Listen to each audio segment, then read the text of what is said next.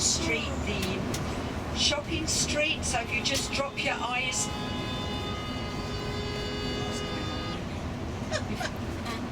road rage. If you just drop your eyes about not even an inch, you'll start with a light yellow street merging into blue as you move your eyes to the left. So we walk along there, we'll pass the corn market. That's where you see the first sign for the ATM machine, and just behind the corn market is where those of you who go to the castle, where we will walk together to get the funicular. That's kind of like a little underground tram up to the castle ruins. Then we walk further and we'll get to the market square, where you can see the numbers 2 and 3 and the red circle. So at the market square we do a little detour down to the river, where you can see the number 1 where the old bridge sign is. That's if we've got time, we'll walk down there because you get some beautiful shots, photos of the castle if you walk out into the middle of the bridge, and beautiful photos of the area. And then we walk back into the old town again, up to the market square.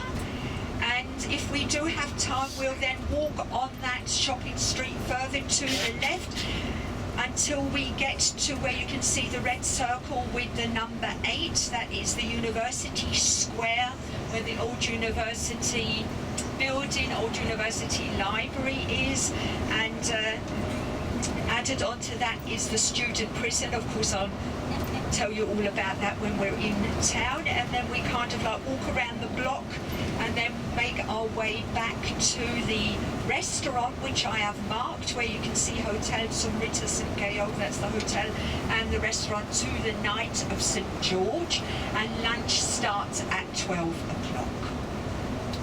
Now the time frame for lunch, is 12 until 2. If you would like to go up to the castle, then please be outside the restaurant at 2 o'clock.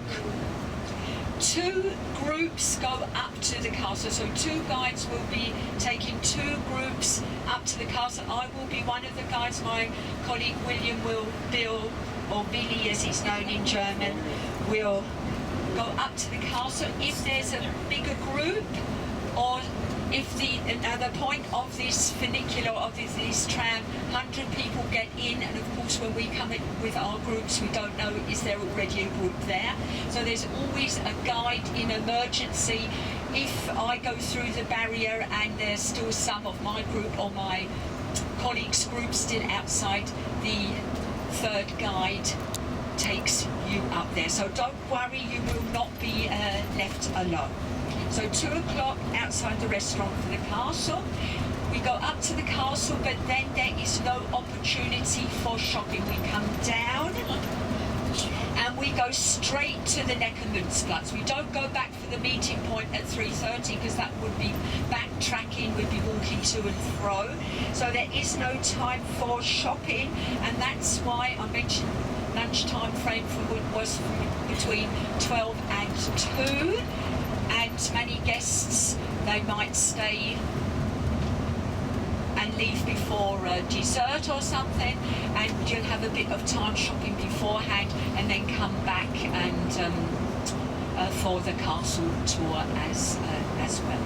Now the castle tour, I'll just mention those are castle ruins, and the only building that we go into, we discuss the facades, the different type of architecture, what went in the individual buildings, what went on. And the building that we do go into is the wine cellar. There's a slope going down, don't get too excited. The largest, where we have a look at the largest wine barrel in the world, that is empty.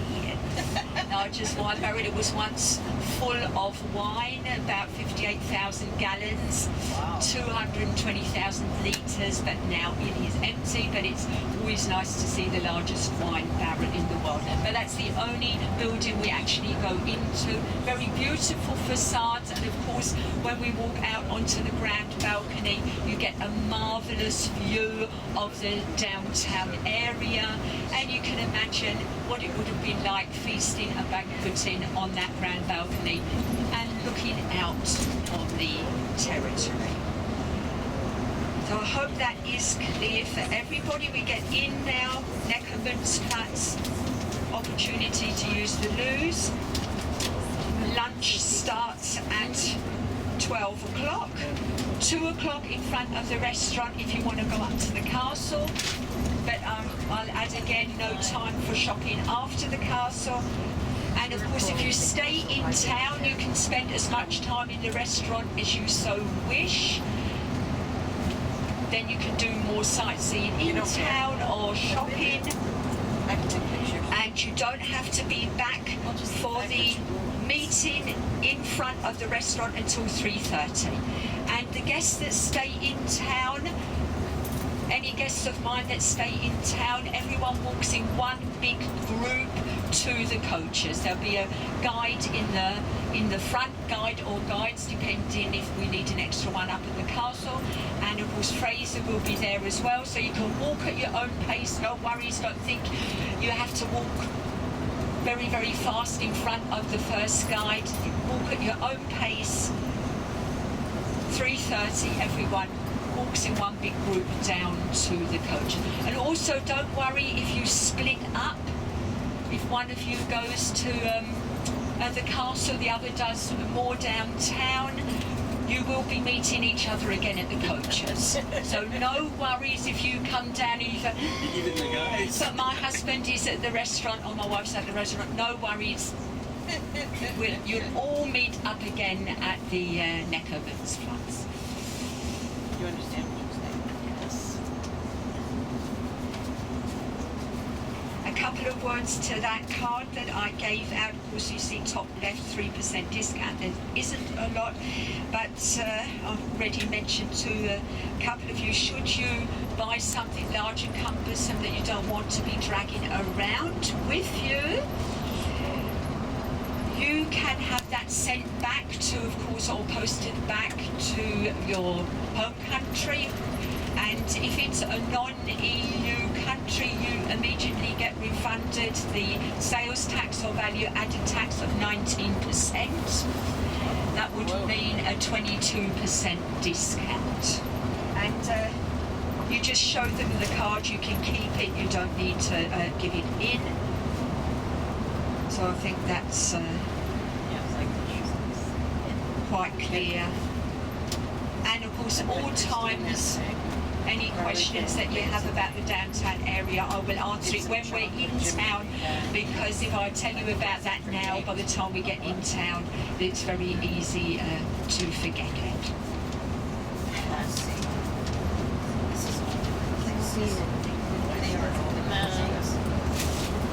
So did you better?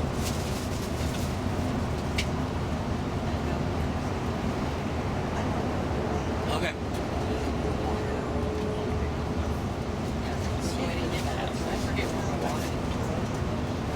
We will also be needing our devices when we're in the town and up at the castle. You need your devices, and I'm going to be on channel 2. So if everyone kind of slowly starts getting their devices out and plugged in, and when we're a bit nearer to Heidelberg, I'll have a little test on the headset.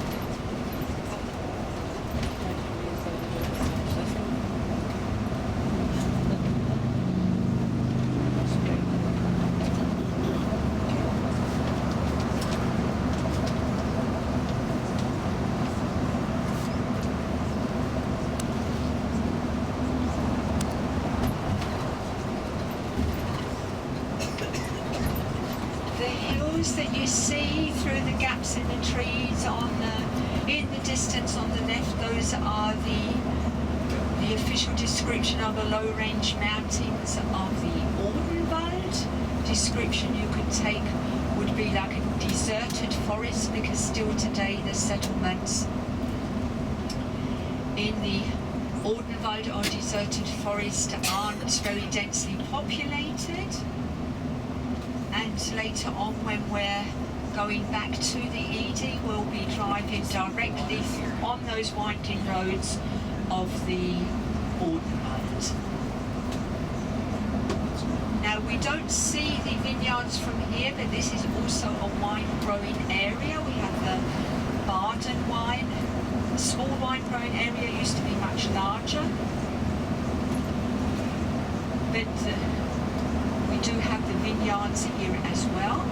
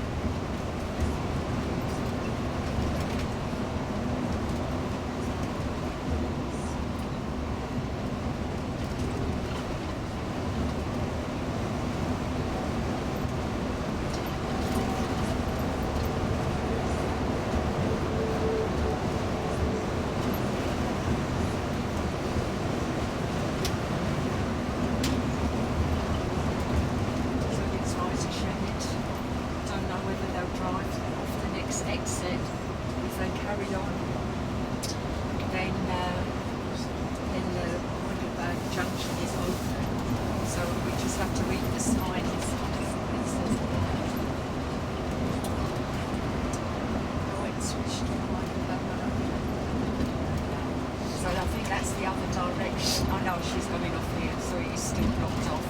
Okay. Yeah. Well, you just your road. Yeah. So.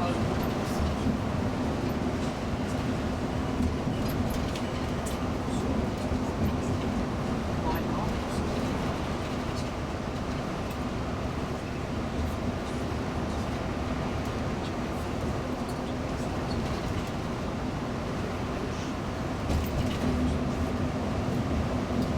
Das macht ihr doch, ja.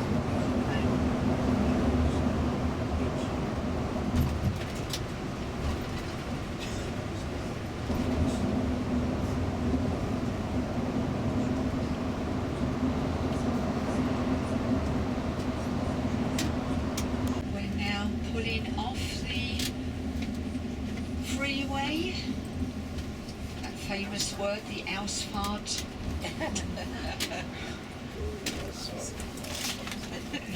Finally hitting the asphalt. Yeah, that's it. I'm gonna get a t-shirt. Sure.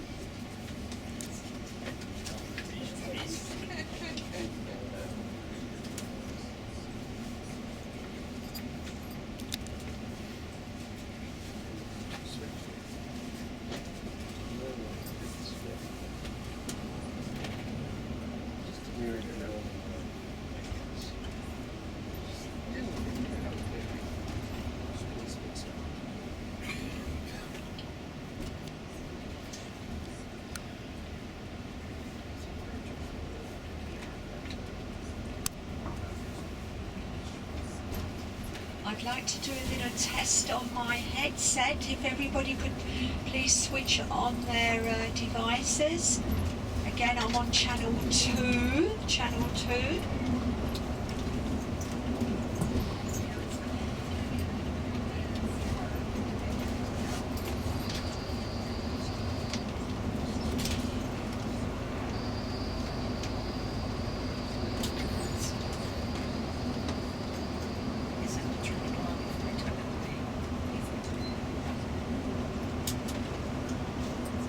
Speak on the device now, on the headset. Hopefully everyone will hear me. Testing, 1, 2, 3. Yep. Yep.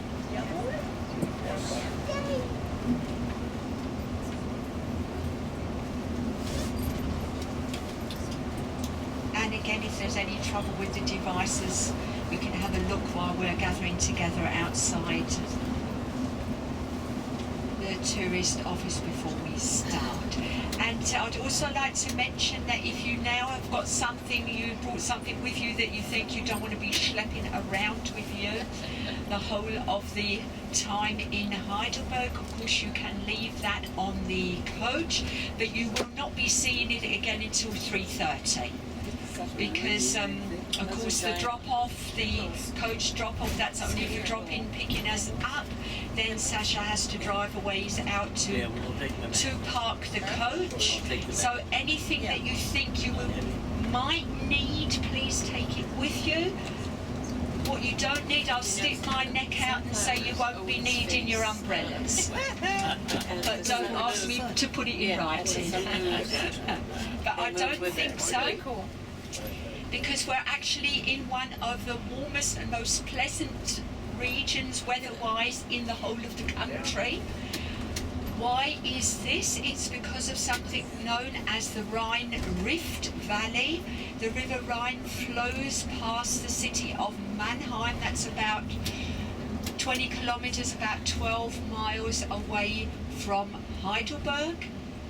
And because of the Rhine Rift Valley, springtime comes to these parts almost 3 weeks before any other parts of Germany, and that's why it's usually warmer here, very clement climate.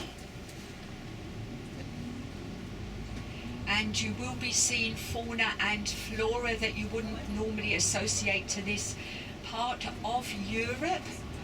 Plants, shrubs, trees that you'll normally see in Mediterranean countries.